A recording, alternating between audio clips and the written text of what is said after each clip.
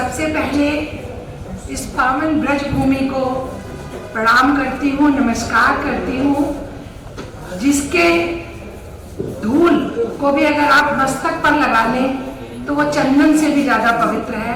तो ऐसे ब्रज भूमि को मैं बार बार प्रणाम करती हूँ। उसके बाद मैं आदरणीय मंच को प्रणाम करती हूँ, अपने बड़े अग्रज भाई वत्स जी को प्रणाम करती हूँ, मेरे पुत्र दोनों पुत्रों को, दोनों भारद्वाज पुत्रों को प्रणाम करती हूँ, नमस्कार करती हूँ, आशीर्वाद देती हूँ और ये इच्छा करती हूँ कि इसी तरह के आयोजन ये हमेशा करते रहें, ताकि इस तरह के बहुत सारे ज्ञानी लोग यहाँ एकत्रित हों और उनके ज्ञान का लाभ हम जैसे अज्ञानियों को भी मिलता रहे। और मेरे भाई, वही भाई जी की बात है कि नाम में क्या रखा है, मेरे भाई हैं, आपको नमस्कार। और सभागार में उपस्थित मेरे जितने भी लोग यहाँ हैं उनको यथा योग्य कहती हूँ।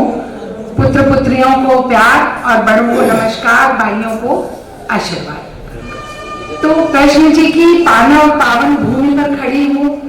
कृष्ण नाम सुनते ही आत्मविभोर हो जाता है व्यक्ति, आत्मा इतना भाव में भरी हो जाती है कि कृष्ण जी के अतिरिक्त मुझे नहीं समझ आता कि मैं यहाँ खड़े होकर किसी और विषय पर बात करूं, क्योंकि सारे ज्ञानी हैं और कृष्ण एक ऐसा नाम है, एक ऐसा दर्शन है या एक ऐसा भाव है या ऐसी भावना है जिसको शायद शब्दों में बांध पाना या कह पाना या कृष्ण शब्द का अर्थ समझ पाना ये इतना मुश्किल है कि कृष्ण का एक अंश भी अगर हमने हमारी आत्मा में समाहित हो गया तो आप समझ लें कि हमने वैतरणी पार कर ली। तो कृष्ण जी को देखने समझने का प्रयास करती हूँ और भाग्यशाली हूँ कि मैंने कृष्ण जी के वंश में जन्म लिया। मैं चंद्रवंशी क्षत्रिय हूँ और भाग्यशाली हूँ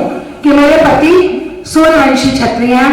तो कृष्ण और रामचंद्र जी के दोनों का आशीर्वाद मैं कह सकती हूँ कि मेरे साथ है, तो अपने आप को बहुत सौभाग्यशाली महसूस करती हूँ।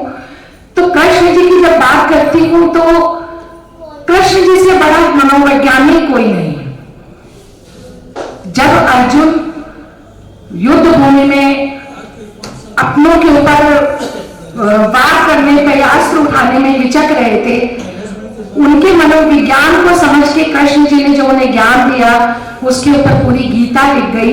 वो मनोवैज्ञानिक भी थे। प्लस कृष्ण जी हमेशा अजन्मा थे, फिर भी उन्होंने जन्म लिया, कारागार में जन्म लिया।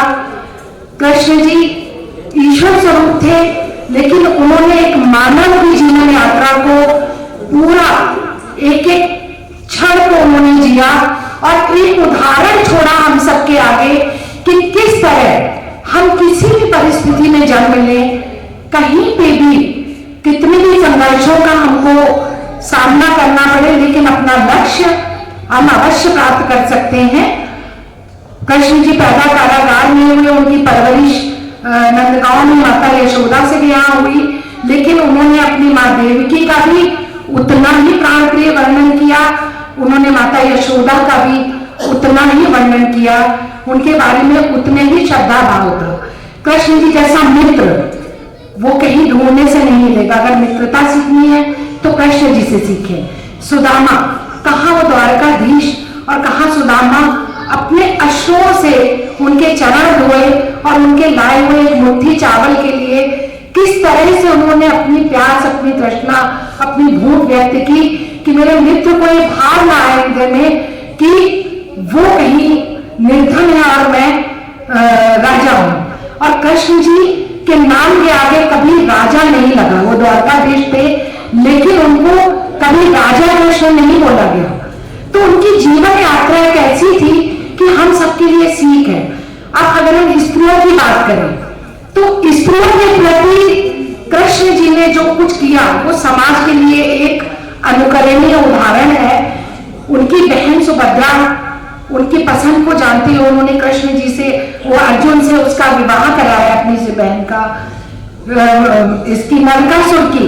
16,000 स्त्रियां बंदी कर रखी थी, उनको आदरपूर्ण जीवन देने के लिए उन सारी स्त्रियों से उन्होंने विवाह किया, उनको सम्मानजनक स्थान दिया धरती पर। तो इससे ज्यादा वो स्त्रियों के प्रति क्या एक समाज की दिशा या विचारधारा बदल सकते थे।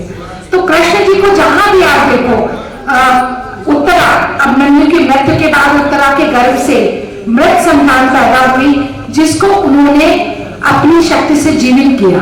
तो ये सारे इतने उदाहरण हैं कि स्त्रियों के प्रति कृष्ण जी का भाव, द्रौपदी का चीरहरण के समय उसके सम्मान की, अस्मिता की रक्षा वो भी कृष्ण जी ने की। तो सिर्फ कृष्ण जी को नाम लेना या कृष्ण जी को कहना कि हरे कृष्णा, वो नहीं, कृष्ण जी का एक अंश, उनका जीवन दर्शन, उनकी साधना, उनकी तपस्या, दुखों में भी हंसने की कला। कृष्ण जी का जीवन बहुत सुखी जीवन नहीं था, उन्होंने कभी बहुत सुख नहीं देखा, लेकिन उनकी मुस्कुराहट वो कभी नहीं कोई छीन सका। उनके चेहरे पे कितनी कांड में मुस्कुराहट हमेशा रही। तो कृष्ण जी के चरित्र को हम सिर्फ नाम न लें, उसे अगर हम सिर्फ आत्मसात करने का प्रयास करें कि कृष्ण क्या है, तो उसका एक अंश भी अगर हमने आत्मसात कर लिया तो आप समझ लीजिए कि हमने वैतरणी पार कर ली। समय का अभाव है ज्योतिष पे कोई बात करने से, मैं इसलिए चकती हूँ कि इतने बड़े बड़े सारे ज्योतिषाचार्य यहाँ बैठे हैं, तो सूर्य को दीपक दिखाने का दुस्साहस मैं नहीं कर सकती, इसलिए मैंने इस धरती पे खड़े होके सिर्फ कृष्ण जी की बात करी। और मैं सबसे यही कहती हूँ कि सिर्फ कृष्ण जी का नाम न लें, सिर्फ उनकी दीपक धूप बत्ती से आराधना न करें, उनका जीवन, उनका अध्यात्म, उनका दर्शन, उनका एक अंश भी अगर हमने आत्मसात कर लिया तो आप मान लीजिए कि हमने वैतरणी पार कर दी। धन्यवाद, अपने शब्दों को विराम दें।